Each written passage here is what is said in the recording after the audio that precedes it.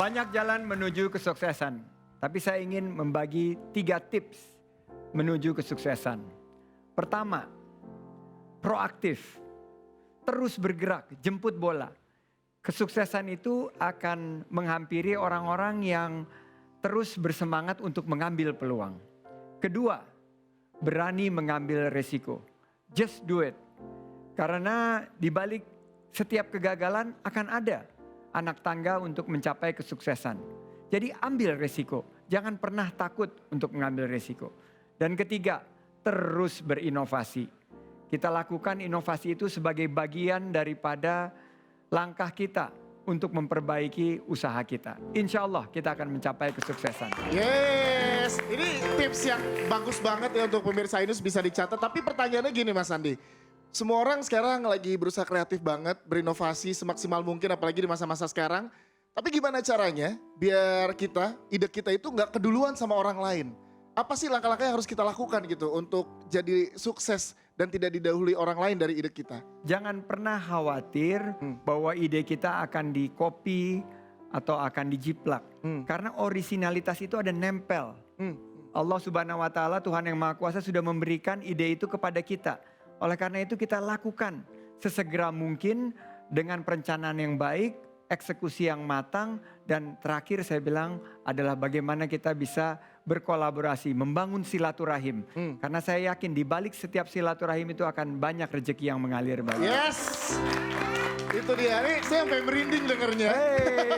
Karena ini beneran harus dipraktekin langsung sih kayaknya. Insya Allah. Sama seperti juga ini narasumber kita yang satu ini nih Mas Andi. Keluar dari zona nyaman, mencoba satu yang baru yang ada di idenya dan langsung dipraktekin. Akhirnya sekarang sukses menjadi food photographer. Bahkan berkembang menjadi pengusaha kuliner juga. Wow. Yes, siapa dia? Langsung aja kita lihat tayangan berikut ini.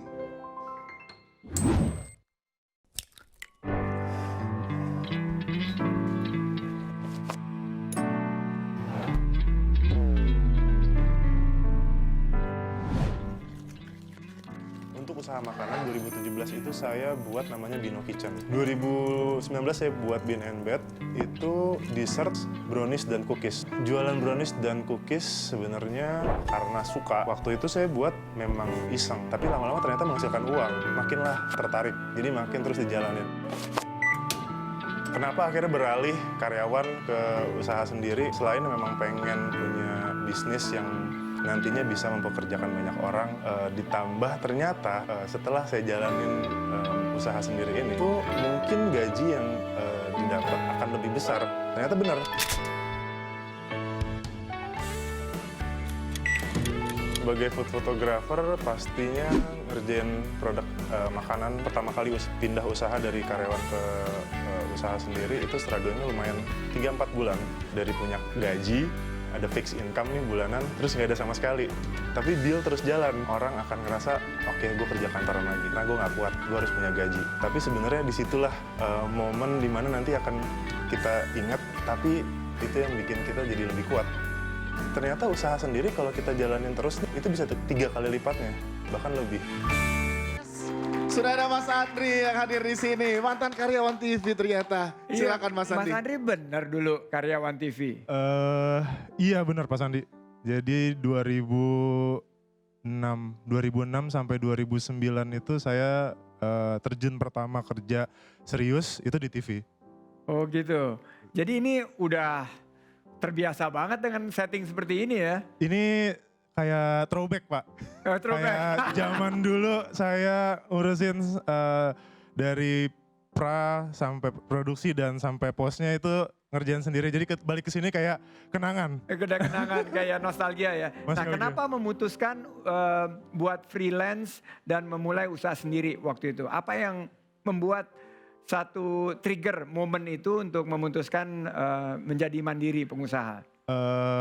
Sebenarnya saya itu mulai kerja dari umur 19 tahun. 19 tahun itu saya nggak ngerti saya mau kuliah atau enggak nih. Karena keterbatasan ekonomi waktu itu, jadi saya nggak ngerti mau kuliah atau enggak. Tapi memang Allah berkata lain untuk saya menjalani kuliah sekaligus bekerja. Jadi sejak saat itu saya mulai bekerja, industrinya bukan lagi kayak orang dulu kerja kantoran, tapi memang dimulai dari penyiar radio. Dari penyiar radio ke TV, lalu ke production house, ke agency, balik lagi ke production house, balik lagi ke TV. Sampai akhirnya 2015 saya merasa kayaknya udah cukup nih ilmu yang saya dapat dari bekerja sama orang, saya harus aplikasiin ke usaha saya sendiri. Karena setiap orang bekerja pasti ingin punya usaha sendiri. Cuma kapan kita mulainya? Kalau saya mulai dulu. Saya mulai dulu 5 tahun yang lalu untuk serius. Bismillahirrahmanirrahim, ini adalah semoga jalannya. Hey guys, woi. Hey. Ngomong-ngomong nih teman-teman di sini nih, guys, masih betah di TV. Nggak mau jadi pengusaha keren, nggak mau jadi pengusaha keren kayak Mas Andri nih. Mau nggak? Siap? Siap. Siap. Pada takut sama bos-bosnya. Abis ini langsung dipanggil. Jadi tapi bagaimana nih Mas Andri memanfaatkan skill dalam memotret makanan menjadi kelebihan untuk memasarkan produk yang Mas Andri jual sekarang? Iya, semuanya itu nggak berjalan dengan karena saya punya background foto lalu jadi fotografer, Pak. Memang udah takdirnya kayaknya, Pak. Ketika saya memutuskan untuk saya akan fokus di food photographer. Oke, saya nggak ngerjain fashion lagi, saya ngerjain food photographer. Kemudian kayak Pak Sandi tadi bilang, ide itu memang diberikan Allah, nggak tahu kapan. Tapi saya waktu itu saya langsung dikasih bikin ini. Usaha makanan yang saya sendiri nggak tahu kenapa saya bisa masak ya. Iya. Kayak gitu. Memang itu nggak bisa direncanakan, tapi Tiba-tiba plung gitu ya. tiba-tiba plung saya masak. Ternyata saya waktu itu masih sistem PO. Jadi semua orang yang di sini mau usaha jangan pernah takut dengan sistem PO itu. Jadi kita tahu takaran kita buatnya seberapa banyak. Setelah itu saya banyak doa. Karena waktu itu customer saya banyak kantoran di Kuningan, di Sudirman, tapi rumah saya di daerah Tangsel. Iya. Jadi ongkirnya akan mahal banget nih. Banyak. Saya terus berdoa, ya Allah tolong dikasih jalan untuk punya tempat. 2017 saya punya Bino Kitchen, itu ada di Pejaten.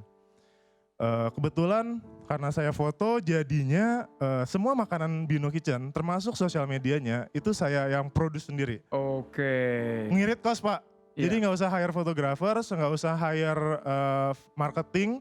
Jadi fotonya saya, marketingnya saya, ngurusin sosmednya juga saya, jualannya saya sendiri, yang masak saya sendiri juga. One man show. Wow. Tapi gini, kita kan suka lihat nih Mas Andri di sosial media fotonya dan kita jadi ngiler nih. Ya. Tapi seberapa penting sih foto dan promosi dalam bisnis F&B ini? Selain rasa, menurut saya visual itu penting. Karena orang belum tahu nih rasanya enak atau enggak ya. Kayak Baristi mungkin dalgona. Ya udah tahu pasti itu kopi. Iya. Tapi bagaimana dengan usaha lain, UMKM dan business owner yang startup yang belum dikenal, rasanya punya nasi ayam sambal matah. Oke, tapi gimana rasanya kita tahu kalau itu enak. Foto itu membuat rasa itu terlihat melalui mata. Jadi kita buat foto itu semenarik mungkin sehingga visualnya dapat di orang yang beli. Karena orang kebanyakan sekarang makan dengan mata duluan, Pak. Betul. Ya benar ya?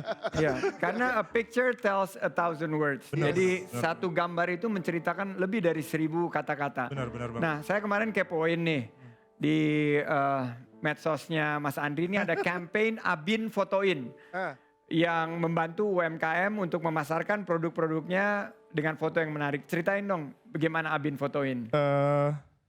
Itu Abin Fotoin adalah sebenarnya campaign baru saya mulai banget, Pak. Kebetulan banyak beberapa DM saya nanya, Red, Mas saya mau foto dong, tapi saya nggak ada budget. Begitu terus. Jadi saya ngerasa, oke, kalau saya ngasih rate profesional sebagai saya ngasih rate ke brand atau cafe, ini rasanya nggak bisa. Tapi saya harus ada di sana, gimana menjadi manfaat untuk orang banyak. Nggak cuma sekedar uang, tapi doa mereka nanti nih. Iya. Saya nggak usah dibayar mahal, tapi doain aja supaya sehat. Misalkan kayak gitu. Jadi saya buat Abin Fotoin ini dengan affordable, bukan free, tapi dengan angka yang sangat affordable. Karena angka itu nanti pun balik lagi untuk tim. Berapa UMKM itu mesti bayar ke Mas Andri? 100.000 per menu. Wah murah Murah banget. banget. Ya. Jadi ini adalah memang salah satu ciri-ciri khas Iya. seorang pengusaha yang sukses itu adalah pengusaha yang punya empati. Dia juga memiliki rasa peduli yang luar biasa. Dan dengan Ya. mengurangi cost-nya sampai cuman biayanya cuma 100.000 itu banyak sekali membantu UMKM. Karena kalau enggak berat buat UMKM. Betul. Nah ini mumpung ada hashtag tadi Abin fotoin. Saya jadi mau minta tolong fotoin nih. Oh, Mas Andri. Kebetulan saya punya produknya. Oke. Boleh nggak sekalian juga dikasih tipsnya buat pemirsa Kata Sandi biar tahu juga Mas Andi. Oke, Ya, siap. tapi ini dengan simple dengan menggunakan handphone. Karena kan Dengan mungkin handphone aja. ya yang punya usaha lagi di rumah lagi pada nonton. Modalnya cuma handphone, belum Iya. punya kamera profesional misalkan. Kemahalan investnya. Kemahalan Kemahalan. investnya. Benar. Coba ya kita kesini Boleh. ya. Ini Oke. ada Mari, Pak. makan-makanannya, ada beberapa bahannya Oke, juga. kita belajar Belajar juga. foto-foto. Nih, aku pegangin. Ini produknya donat ya. Donat ya, karena kebanyakan UMKM sekarang kan makannya makanan rumahan. Iya nih saya Jadi- punya keponakan juga baru mulai nih usaha donat nih, Iya. makanan rumahan. Oke, sebenarnya nih tips singkat aja. Kalau kita foto makanan, kita bisa aja fotonya cuma produknya nih kayak gini. Cuma akan lebih menarik ketika itu di styling. Makanya Oke. kebanyakan dalam food photography itu pun ada food stylist kayak gitu. Di sini saya bawa beberapa item standar basic aja sebenarnya yang bisa dipunyai oleh setiap orang di rumah. Oke. Jadi ini ada napkin. Napkin ini sebenarnya sangat-sangat standar dan sangat gampang dicari. Ya, ini yang ada Oke. di rumah aja ya. Manfaatkan barang-barang yang ada di rumah gitu ya. Manfaatkan bahan yang ada di rumah, tapi ya Simple napkins. simple napkins. Misalkan kayak kita buat ini karena kalau foto itu penting komposisi. Ya. Komposisi. Jadi kalau foto ini ada di tengah, kita ngambil beberapa propsnya ini pun kita jadiin sedemikian rupa untuk lebih indah. Karena itu tujuan foto kan. Oke.